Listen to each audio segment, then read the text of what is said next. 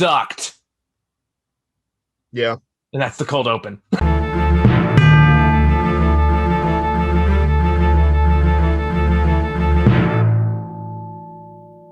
That's it. That's the entire cold open right there. There it is. We don't gotta say much else, really. Just yep. Could that just be the whole review? No. Like just me being present and nothing while you say this movie sucked. Like, could that be the entire review? No, I gotta say more about it because I know I got people that are gonna probably watch this now. Now that Damn it! All right. I went on a rant with my poor friend of mine. But anyway, so this took me 2 days to watch because I started watching it yesterday because I was like, all right, let's just get this over with. And about like an hour into it, I was like, I need a break for a while. And God, I was watching. I just watched it. Like I just watched the whole thing today, but I also as well took a break. Like around the hour and a half marker, and because someone was telling me dinner was ready, I was like, "Oh, thank God!" Yeah, no, it's good time I can step away from this now. Oh fucking hell! So, Hillbilly Elegy, the movie that's probably if any review this year is going to give me more hate comments, it's probably going to be this one, because apparently this movie has a fan base. I'm finding out. Okay. For reasons I don't get it. They're welcome to like whatever they like. Look, I'm gonna like disclaimer because I guess I need to make it for this one. I don't come from the South. I don't know how things run down there. I'm told but that being said, this is overwritten sadness porn that has no point, no purpose, no deep message. Everyone's awful. Nothing like there's no redeemable qualities to this. This is just, hey, cheerful. Kind of a 2-hour screaming match. It's repetitive as fuck. Like there's no real conclusion. I mean, we got a where are they now sequence in the credits. I'm like, I feel like the where are they now credit moment in the credits doesn't match the rest of the movie I saw. Yeah, there were some parts where I was like, boy, I would have loved to see that resolution. Yeah, I know. Seriously, where the fuck did that come from? Okay. Like, like that guy, I forgot he was even in this. It's like a character at some point. But like every scene has the exact, like almost the exact same structure. I started to time it where it starts with happy moment, conflict moment, rage moment, everything's awful, and then repeat for 2 hours. Oh, yeah. And, then the person's like pretending, oh, it's fine, it's okay, because she's sad and she had a rough childhood. Oh, God, that fucking fuck right off. Yeah, fuck right off with that noise. It's like, it doesn't justify behavior, it just explains it, but that doesn't that doesn't make it okay. That does not make it okay. Still an awful person from beginning to end of this fucking movie. Jesus. And you're supposed to care what happens to her at the end, I think. I don't know. It's like, what was it? There's like a point where they were trying to convince me the mom was like, it's okay. Or it's like, she's a loving parent. She just has rough times. And I'm just like, I have exclusively seen rough times from this movie. I have yet to see one example of her being a loving parent. Where it wasn't like some kind of tactic or something. And you know what I was like? I was like, oh God, it's bad when Tangled did this better. Tangled's a good movie. I like Tangled, but I'm going like as far as like kids movie versus like movie that's clearly like Oscar bait and hardcore. Oh, yeah. Because Glenn Close wants that fucking Oscar. God damn it. I mean, Glenn Close was probably like the only part of this movie that I can be close to calling enjoyed. Like she gave a good performance. Nemo is like someone I also don't like as a human being, but at the same time, just performance-wise, as an actress, Glenn Close did a good job. Yeah, I kind of had Glenn Close, his performance ruined for me before I even watched the movie, I admit, because like the first thing I saw from it was just someone calling her White Medea, and from the very first line she has in the movie, it was like, oh, motherfucker, she's White Medea. I didn't. And once you see that, you can't not see it because she serves the exact same role. Almost like the exact same dialogue, just played straight. She's the one that comes up with like the quippy one-liners that somehow distance other people, makes her seem like pompous and higher up in comparison. She's there to tell the dumber younger people how stupid they are. She's there as a MacGuffin at the end of the plot to teach the wise younger generation her ways. And because of her action throughout the entire movie, everything ends up okay. She plays the exact same role. It just played straight and for Oscar bait. Once you see it, you can't unsee it, and it makes this movie worse. Now, like, I will start by saying things I liked about this movie, although it's not a long list. The performances are good. Yeah. Not gonna knock that. Love Amy Adams. She could be playing a trash bag, and I still say she was great. Like, you can really tell she was actually, like, there was a lot of effort in the performances. Like I feel like that's probably the biggest strength this movie has. Granted that it's not a very high bar to jump over, but, it's something. Ron Howard has good eye for camera work and cinematography. Yeah. It looks very pretty for the shots they take, and you can tell what's going on in all of them. Oh, yeah. It's very clear. It's, you can tell, like, exactly, like, this is the way the audience is supposed to feel. Like, Ron Howard is very intentional with all of his shots. Ron Howard, as inconsistent as his filmography is. Yeah. For every Frost Nixon, there's also, like, a Da Vinci Code or The Grinch. Oh, yeah. Sometimes you weasel one out of there, just like, fuck, that's, like, the only good thing I can think of to say about this. Yeah, I mean, I was trying to think of a way to describe, like, what it was like watching this movie. So I'm going to make a weird comparison here. It's probably not going to make sense, but, bear with me. But, okay, so this movie kind of vaguely reminded me of Uncut Gems, which is a movie I enjoyed a lot. But because it's like the thing about Uncut Gems is that it's one character who is such an unlikable bastard, but he's also, like, kind of smart, and there's like a little thrill in watching him scheme and do all this stuff. The trick with the Uncut Gem was that it made you, even though you despised him as a person. Oh, absolutely. The movie still did a very good job of making you feel like you were following in his footsteps. So you experience the same highs and lows the way he did, even though you're not really rooting for him. That was the trick behind Uncut Gems, a well-made movie about unlikable people. Hillbilly Elegy has 4 Adam Sandlers from Uncut Gems, but none of them are smart. It's like 4 Adam Sandlers from Uncut Gems, but they're all Little Nicky. And more like, oh God, that's not even. I don't know if I want to go that far. Okay, that was a little mean on my part. I didn't enjoy this movie. Like, I think of like a movie that did the same kind of thing better, it's like I would watch The Fighter any day over this movie. Like The Fighter has a similar theme. The younger straight man, younger brother is raised by an abusive family household. Still kind of learns to live with them, even though they're rednecky as fuck. Eventually learns to overcome all of that and follow his dreams. This movie tries to do that without any the nuance or interest or compelling character arcs or point. Yeah. Or point. This is a movie that has dramatic scene after dramatic scene that pretends it's trying to say something more. It has higher aspirations of meaning, but it doesn't know how to get there because there's no investment in anything in particular. And a lot of that has to do with the structure. Like the basic conceit of this movie is it's like keeps flashing back between present and past. Which my guess on that is that they were kind of going for like however the book would have been written. Like, I haven't read the book, but like watching the way it shifts between the present and the past, and that's my guess on how like they would have structured it in the book. Because I don't know, I've read other biographies where they do the same thing, but like. Well, like, from my understanding from the book is the book became like the only reason the book got popular enough to make a movie to begin with is because it was the first real glance as to the life of the Trump voter is what I think it was phrased as at the time. Oh God, really? That was the selling point. There was like a dissection of like why people voted for Trump kind of thing. That was a selling point. Now, this movie deliberately takes out the political elements of it, which honestly I would have accepted.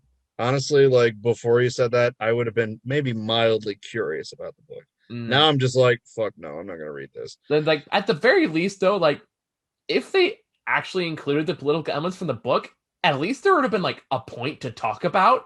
Mm-hmm. Because here it's just cruelty for cruelty's sake. It's hate for hate. We're just really fucked up in this movie. Just like Jesus. It's more like just awful people being awful with no sense of cohesion. Mm-hmm.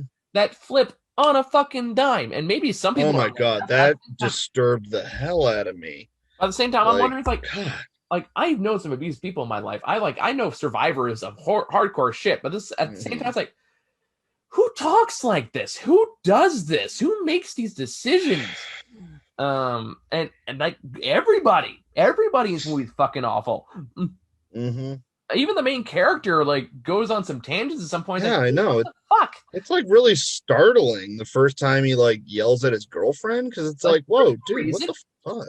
Like, she just tried to help, and and that'd be one thing if they actually like focused on the damage it affects him as an adult life, but it doesn't.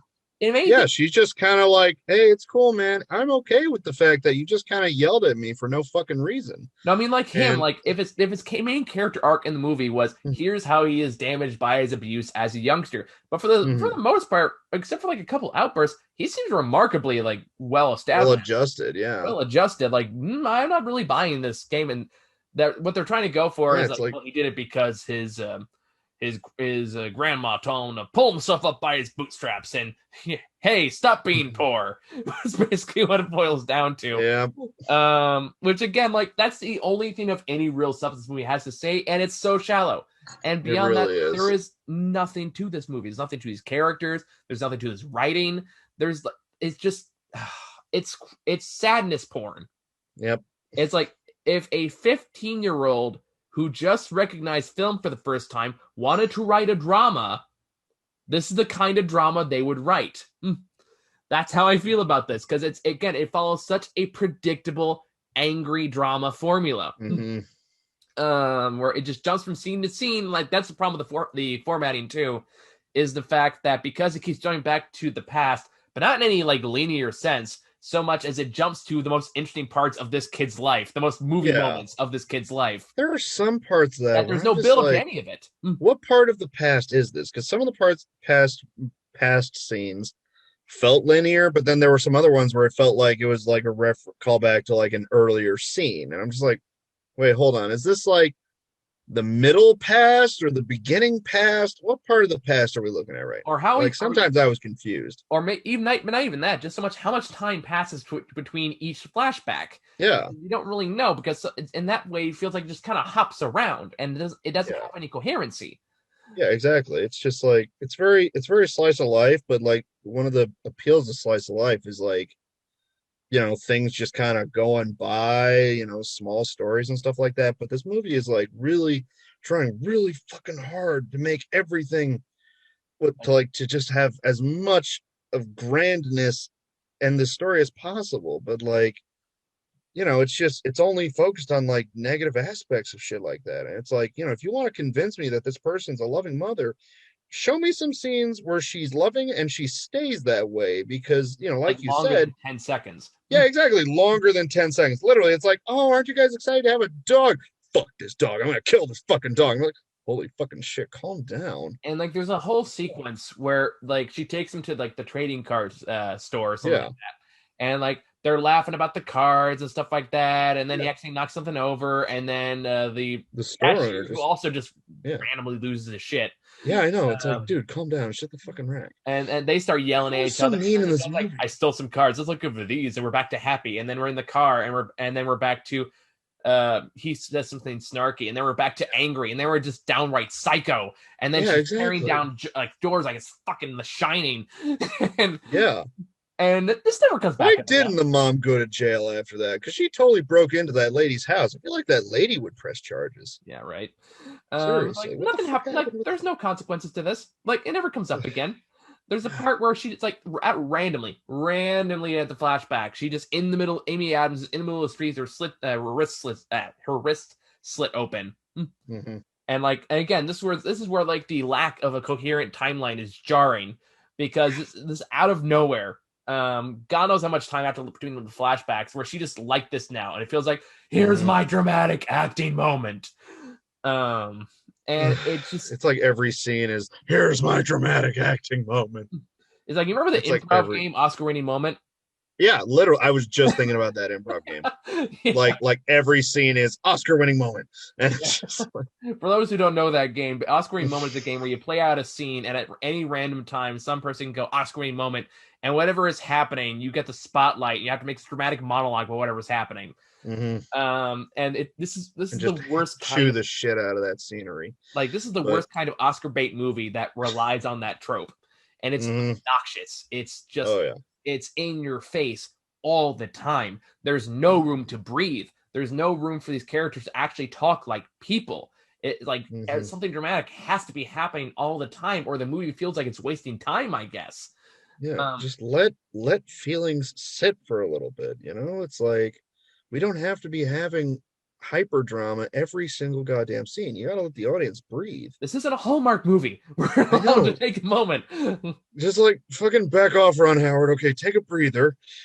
Calm down. I'm not even sure I'm gonna blame Ron Howard. I think it's just the script. Yeah, that probably makes more sense. Because it's well directed, it's well acted. Yeah. Like everyone else is clearly trying to do the best they can with the material, but the writing is just shit. And like I'm gonna address some things right now because some people are gonna call me out on this. I have no issue with the South as a setting. It's not my favorite. I tend to get a little bored of it, but I'm not like one of my favorite movies back in like 2018 or 2017 was 3 Billboards Out of what's it called? Outside. I think everyone. Yeah, 3 Billboards Out of Missouri. Outside, like Ebbing, Missouri. Yeah, was my favorite movie that year. I named number 1. The Fighter, great movie. Similar concept. Like Oh Brother, Where Art Thou? Well, that one's more of a comedy, but same setting. So like, I have no problem with the setting. I have no problem with this placement or this kind of drama. The problem is the execution. The execution is dog shit. It is in your face, aggravating, insulting dog shit. And not like insulting like, oh, they say something conservative and I hate it now. It's more just insulting in that they think we're going to be tricked by how deep this is supposed to be. Because again, at least if it offended me like politically, at least I'd have something to actually be offended by. Yeah, it's just a bunch of people just being bastards for bastards' sake. But it's like, there's not really any sort of wit or nuance about it. It's just, like you said earlier, it's just uncontained cruelty through most of the movie. Let me be clear here too. Like, if you watch this movie and like something here personally resonates with you, I have no interest in taking that away from you. I don't. Yeah. Like, you get what you get out of a film, but I just know, like, this is gonna sound really pretentious, as someone who has watched like 80 movies a year for the past 8 years, like 8 years, you learn to recognize some patterns, and this has all the patterns of if we just throw this shit at the wall, we'll get nominated for something, goddammit. Even if it's like best makeup. I mean, Glenn Close's makeup looked pretty great, actually. It was pretty good. They did good on that. Way. Yeah. It sucks that they treat best makeup as a throwaway Oscar, because like, there's a lot of work and passion that goes into that. Oh, for sure. Yeah, like without a doubt. And like, I mean, the wigs kind of left something to be desired, but like the makeup was good. The makeup was very good. Oh, I did not think I was like I am deeply like angered by this movie, not because of anything it said. I don't blame you. I don't blame you, especially because like what bothered me the most was like the ending. They were trying to put a positive spin on everything, and it's like, oh, you're choosing now the part to have some warmth or some kind of glow to it. You're choosing the last 10 minutes for that, where it's like, oh yeah, my family's fucked up, but it made me the way I am. And it's like, fuck you. That's a little bit. I disagree. That's a little reductive for those who've actually. Yeah, it really is, because like, dude, your family's like really like that's a really. You should be in therapy. It's like, yeah, exactly. I was thinking that through most of this movie. Like, there are so many moments where I'm like, dude, you need some fucking help, because it's like. I was like, the only thing that is even remotely political in this that did irritate me was the redneck line. You know what I'm talking about? Oh, yeah. And what was it? The dinner? In the dinner scene, because the whole thing is this kid goes to Yale to get a law degree, and he's trying to suck up to these like richer law firms. Mm-hmm. They're asking a question about the Northern Society. Northern Society, and like straight out of the Titanic. Northern Society. We're civilized here, not like those rednecks in Kentucky. And then he has said like, we don't say that word, we don't really use that word, as if redneck is the new N word. I was like, fuck off.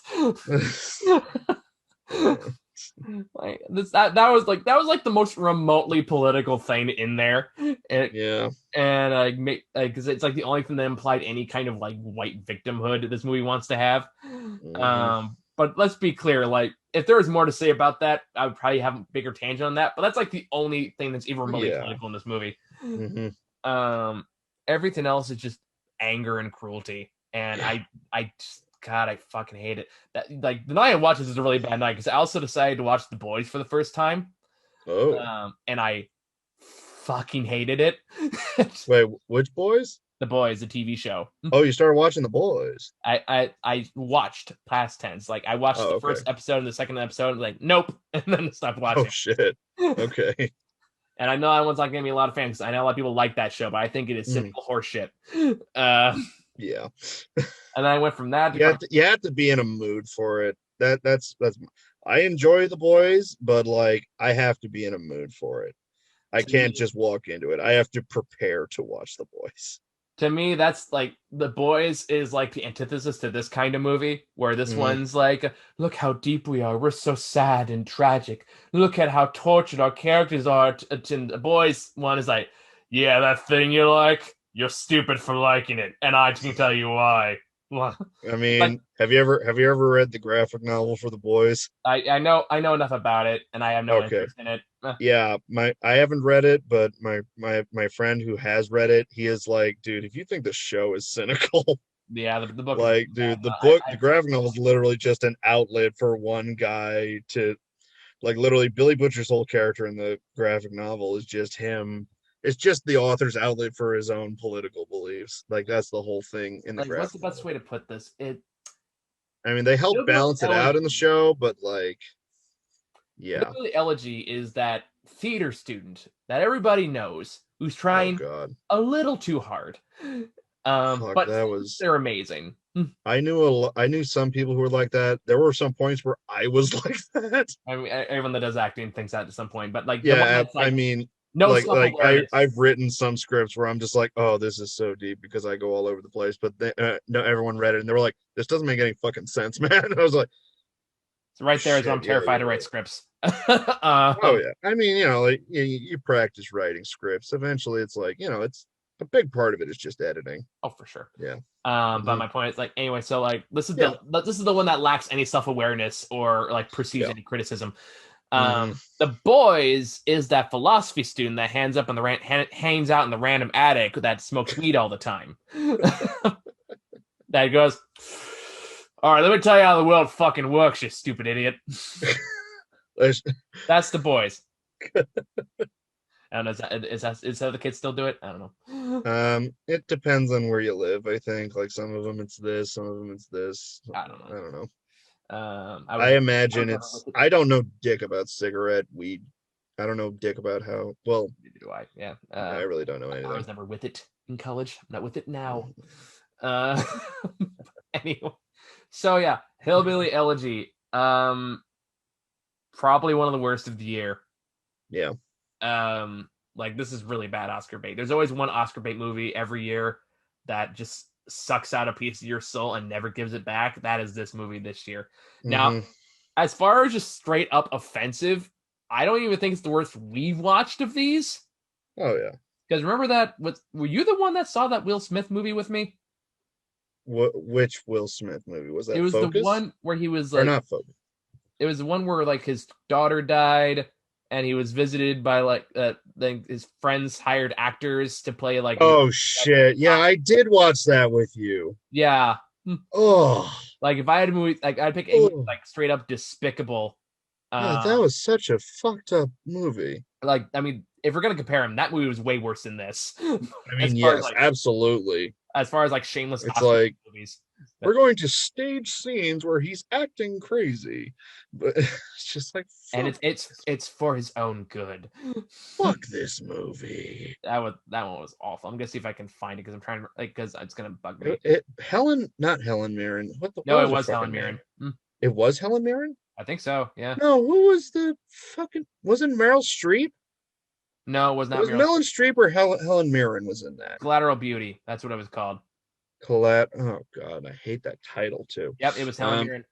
Yep. Oh Jesus! All right. And then it turns out they really were their concepts, and they still accepted their money for some reason. Just... we'll teach them a lesson, but so like, if I'm gonna say like of the worst Oscar bait movies we reviewed on this show, this isn't the worst, but it's up there. It's pretty fucking close. Yeah. So, fuck, man. Is there anything else to say? I got one more, but it's not really relevant to the review. It's just me shit talking some more. Sure, go for it. I finished watching the movie, and my brother asked me how it was, and I said, "You can't pay me to watch it twice." And he said, "Oh yeah." I'm like, "Yeah, make me an offer." I said, "Yeah, make me an offer." And he says, $20. I said, "Fuck you! How dare you? That is way too fucking low for me to even consider it." To be fair, that's actually probably what I would pay you to watch a shitty movie.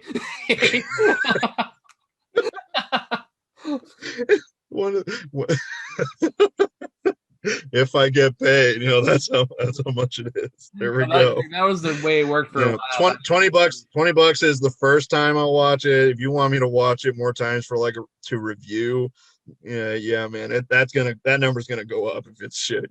I mean, there's some cases. I think there was a case where me and Grant were watching a Medina family funeral in theaters, and like halfway through the movie, I just Venmo'd him $20 with a note saying, "I'm so sorry." I mean, that was during the movie, that works. Yeah. So that was the case with I'm so sorry. One day, Michael, I will forgive you. Let's be honest, it's not the worst movie I've made you watch. Yeah, it isn't. It's very true. It's worse. One of the worst I've seen this year. Which, granted, like this has been a weird year. So I don't know how if we were gonna see the stuff we originally would have seen, this would have been like as high on my list as it is. But yeah, it's not aggravating because of the context of the movie. It's aggravating because of how little it does. And I can't think of a better way to phrase it than that. And just how fucking negative it is all the time. Because I'm just getting older and I'm just tired of cynicism. Yeah, same. But it's more like, I don't fucking need this right now, man. Yeah, excuse me. I don't fucking need this shit. Mm-hmm. And now I gotta go watch Mank. You're gonna watch what? Mank. Which I heard isn't bad. So, okay. But anyway, I think I got everything I need to say out of this piece of shit. You got anything else? I'm good. All right. Well, there it is, guys. I'm sure the fans of this movie will totally understand and respect our opinions, and they'll be totally okay in the comments. And if you like this movie, you're definitely allowed to like this movie. And there's nothing we're going to do about that. Like, I have no interest in taking this away from anyone that got like a experience out of it, or maybe like it relates something they actually experienced in real life. I don't know. Mm-hmm. I'm not gonna say you're wrong for feeling that way one way or another. It's just from my standpoint, knowing what I know, this did not work for me on any level. Yeah, same. Yeah. So, I'm sorry you had to wait for the entire 30 or so minutes to get to the respectful point. Of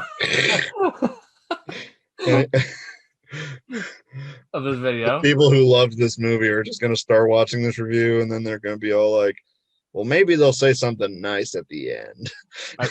It'd be great if there's an angry one that's like getting ready in the comments, and there's like, you mother. Oh, thank you. I feel better now. Oh, delete. Like, oh man, I almost said something really mean.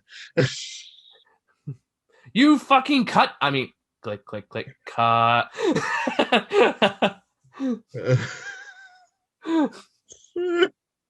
No, please recover that sentence after you fucking cut. No, I said cut. Yeah, cut. Yeah, you fucking cut. Click, delete, you fucking and cut the best parts of the review. My goodness. You want to see the behind the scenes extras? I don't fucking know. So I think that's all we got for this one. Me, Sarah, and Muhar are gonna talk about Mank tomorrow. So look up Mank. Is that what it's called? Mank. Mank. Yes. What is Mank? Mank is a Gary Oldman movie that is about the alleged screenwriter for Citizen Kane. What do you mean alleged screenwriter?